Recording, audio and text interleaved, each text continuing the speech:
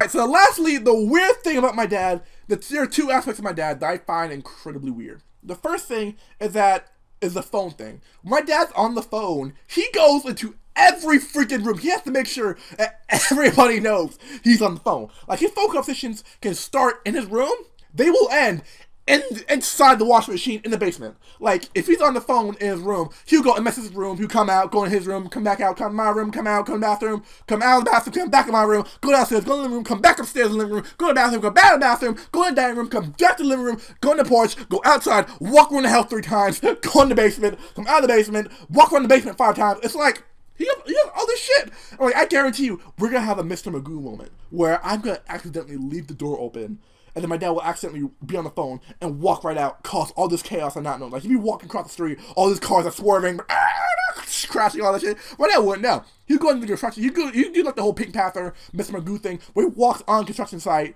and like all this shit starts crashing around him. He doesn't know. He'd be like, oh yeah, so, blah, blah, blah, blah. The cars be like, he'd be like, oh yeah, so, blah, blah, blah. He'd walk in the house and be like, oh, I'll talk to you later.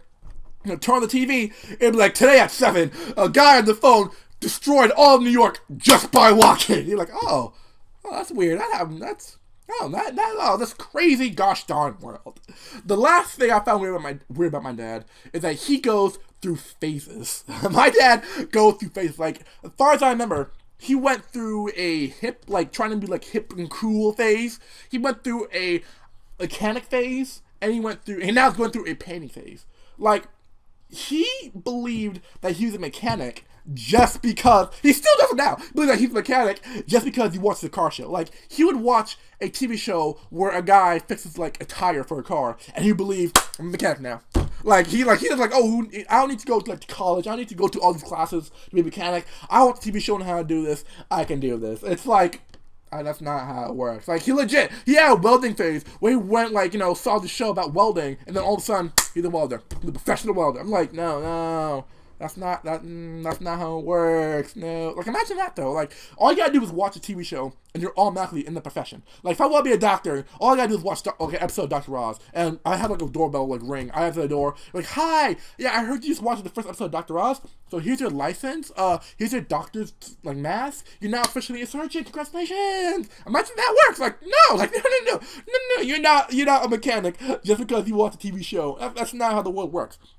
Same thing with painting. Like, I gotta admit, in his painting phase, like now in his painting phase, I gotta admit, he has some talent. Like, the painting that he does, he has some talent. Like, hold up, like this is actually one of the paintings.